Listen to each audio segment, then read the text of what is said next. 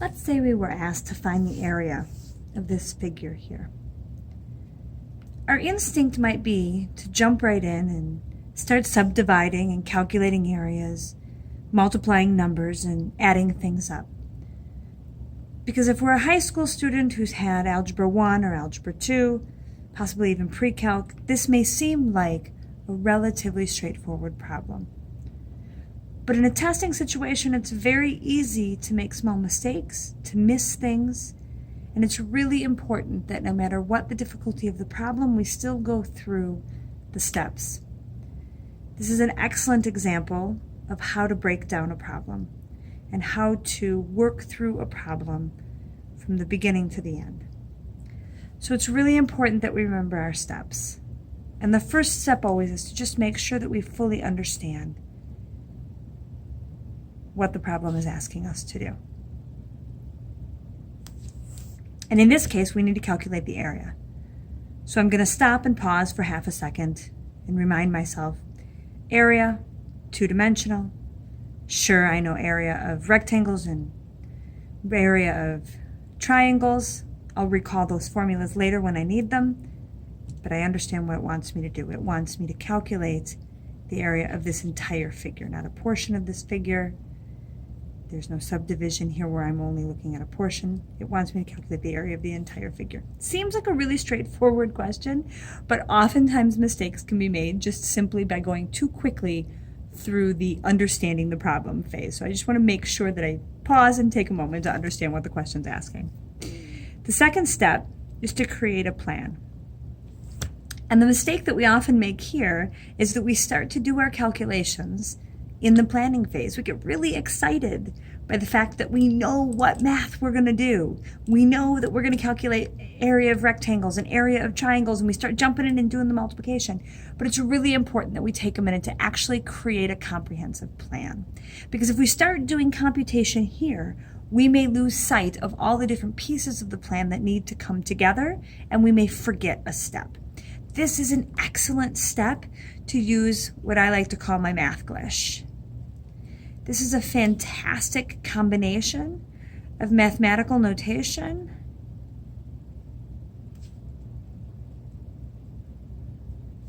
my own personal note-taking,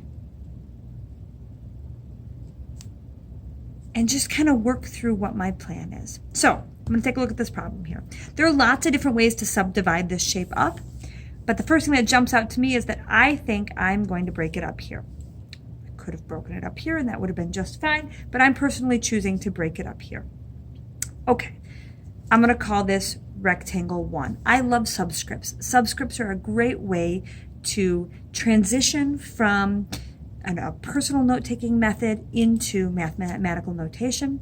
Teaching a student how to use subscripts is a great way to get them comfortable with a lot of more formal mathematical notation, so that when they start to see it later on in a more formal setting and start to use it more formally in a classroom setting, they're already used to the idea of subscripts. So I get my students using subscripts as early as middle school, even though subscripts are more often not introduced until pre-calc or later in mathematics. So I've got that region right there. I may even choose to use a little bit of color. Anytime visually I can help myself out to kind of see my regions, help my brain out to recognize that I'm separating things, I'm going to go ahead and do that. Again, lots of different ways that I can subdivide this up, but I think I am going to do this here. This may cause me to do a little bit of extra computation, but it jumped out at me really quickly that they gave me this value of 7. So even though looking at this further, I realized I probably could have extended my rectangle all the way to here, and then I would have only needed to compute 3 areas, a rectangle, and a triangle. Because this jumped out at me, I'm going to go with it. Oftentimes just simply going with what looks simplest to you in the first place and following that mathematics through, that's actually the fastest, most efficient way to go about something, as opposed to stopping and trying to think about what you think might be the most efficient way about going about something. This is also a rectangle, so I'm going to call it rectangle 2. I'm going to use some color, make sure I'm not missing something, and there it is. Okay, I can call this a trapezoid, but perhaps in this testing scenario, I've been sitting here for an hour and a half. My memory might not be so great. I might be a little stressed. I might feel a little bit of pressure. And maybe at first glance, I can't recall the formula for the area of a trapezoid. No worries. I'm going to break it up a little bit further. Okay. And I don't know for sure if this is a square or a rectangle, so I'm going to call that rectangle 3 and triangle 1. Give them some color. I don't want to make any assumptions about whether or not that's a square or a rectangle, so I'm just going to go with rectangle, and this is a triangle. Again, I'm not going to jump in and do any actual computation or do any numbers until I have a big picture plan, and that big picture plan needs to answer the entire question. So the entire question is to find the area, and what's my plan? Well, the area here is going to be what happens once I have rectangle 1's area and rectangle 2's area and rectangle 3's area and triangle 1's area, and I'm going to add them all up. Now, oftentimes with students, I might choose instead to be a little more precise with my notation. So I might go a little bit further with the subscripts and instead say something like area total equals the area, oops, there we go, the area of rectangle 1 plus the area of rectangle 2 plus the area of rectangle 3 plus the area of triangle 1. For some students, this notation may seem a little bit more confusing and I may choose not to use it. Depends on the age of the student. But as a student starts to move towards Algebra 2 and Pre-Calc, I will encourage this notation for older students because it really keeps precise the idea that I am using area in all of these situations. Up here, my notation doesn't actually really indicate what it is about rectangle 1, rectangle 2, and rectangle 3 that I'm computing. I can kind of see it from my picture. And for a younger student, I think that would be clear. But for an older student, I really want to be precise that this is the area of the total figure, is the area of the first rectangle plus the area of the second rectangle plus the area of the third rectangle plus the area of the triangle. Or I could have just labeled them 1, 2, and 3. Lots of different ways that I can notate it. It's really important that a student feel like they own their notation. All of this is personal choice,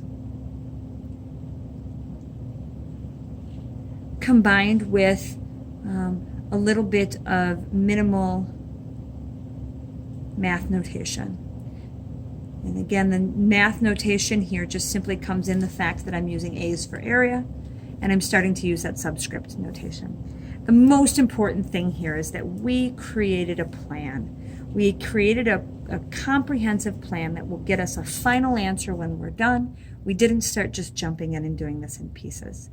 Now I'm ready to work on this and actually come up with some numbers.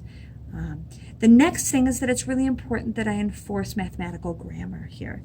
A lot of students do not recognize or are not taught, or at least not enforced, the idea that this equal sign represents the verb is. So it's important that I stay true to the idea that what's on the left-hand side of that equal sign always be equal to what's on the right-hand side of that equal sign. I can change the way this looks, but I don't want to change the quantity of this. So every single time I rewrite this statement, this sentence, I want to make sure that I fully represent the entire value of the right-hand side of the equation. I'm going to start with rectangle 1. The area of rectangle 1, I'm going to remember that the area of a rectangle, your subscript notation doesn't always have to be numbers or letters. You can use pictures for subscripts. And the area of a rectangle is going to be length times width.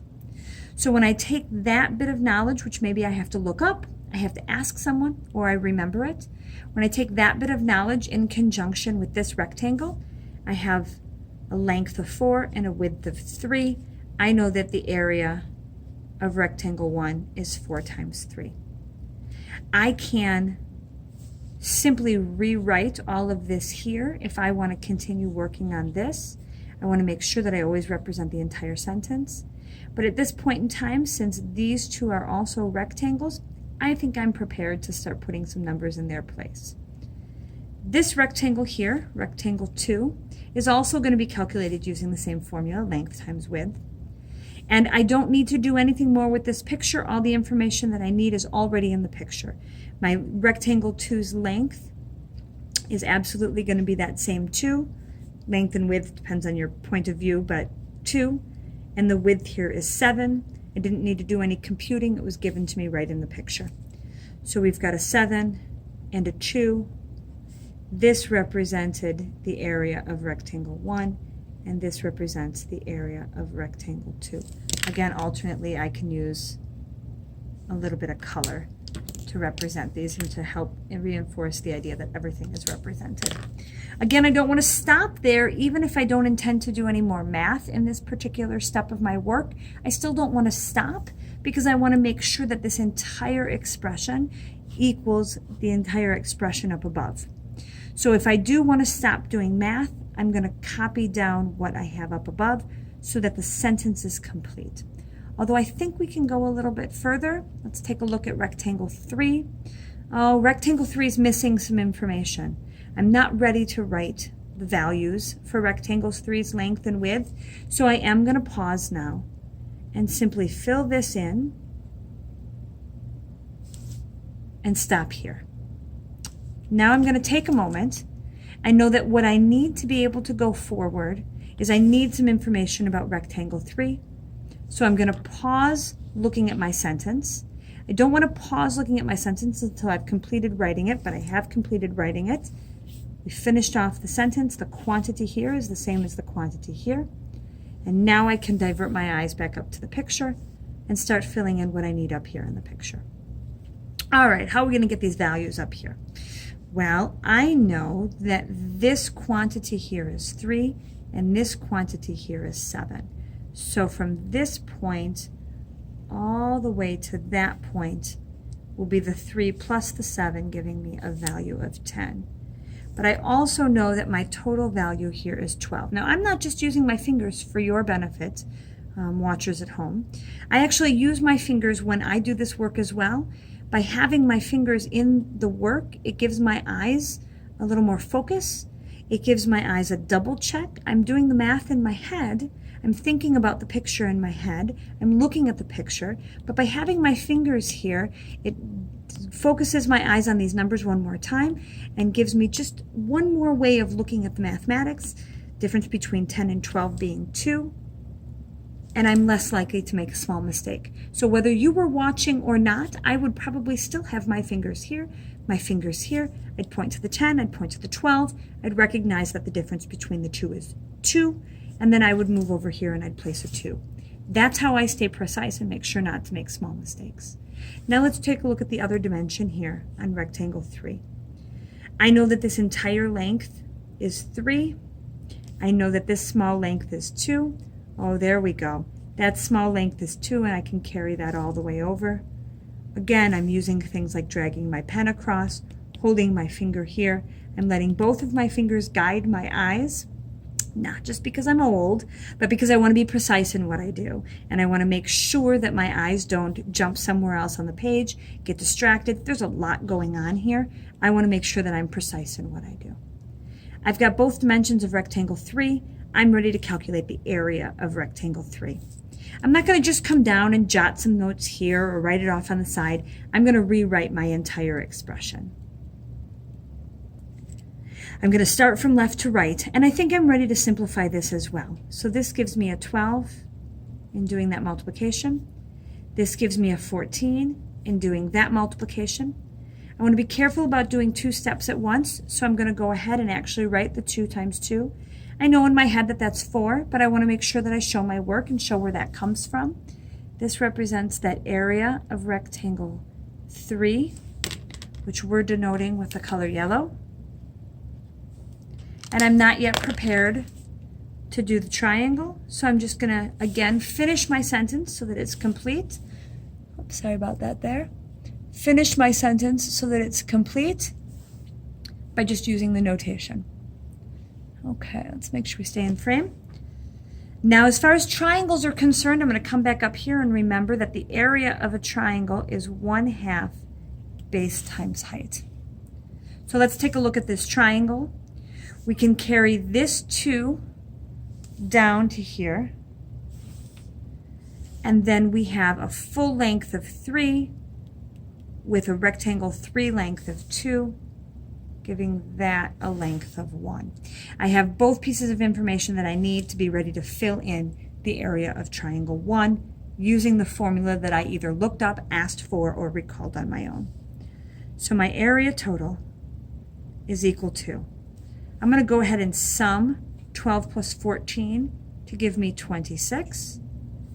I have a 4 from here. Again, I'm careful not to do 2 steps in one.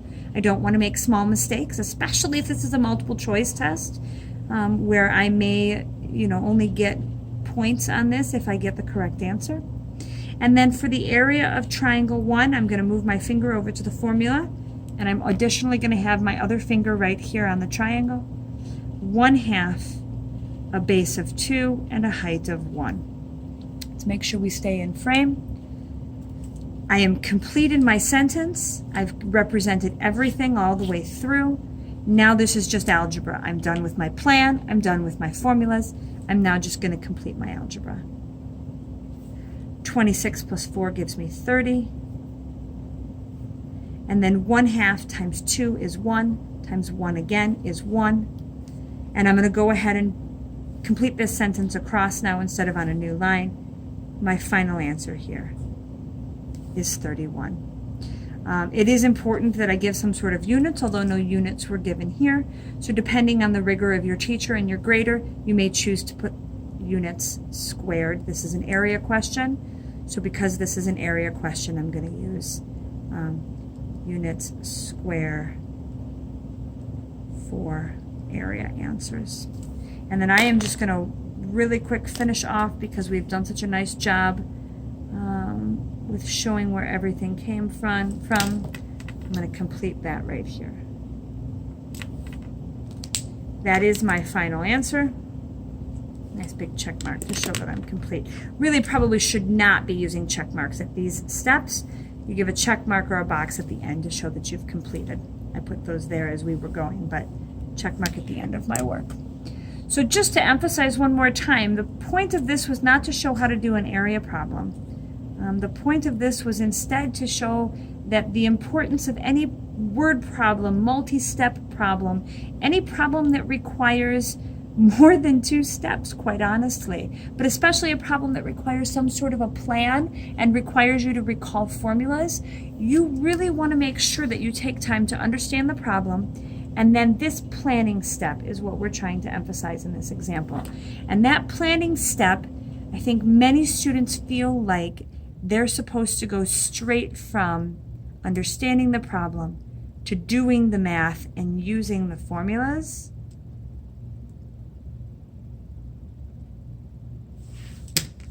And that's not the case. There's a planning step somewhere in the middle where you can use any kind of notation that you want. Pictures, subscripts, letters, anything that helps you to create a comprehensive plan that will piece together every part of your plan to get this done. And then from that plan, you feed your formulas in. Okay, think of it like building a piece of IKEA furniture. Your formulas are your tools. Your algebra and your mathematics are your tools. But you have to have the instructions. And it's your job as an intellectual person to create those instructions. And so you create the instructions for yourself, and then from there you feed the correct tools in. You don't try to do it all at once. So creating that plan is what I want you to practice. Thanks for watching, and I hope you learned something new.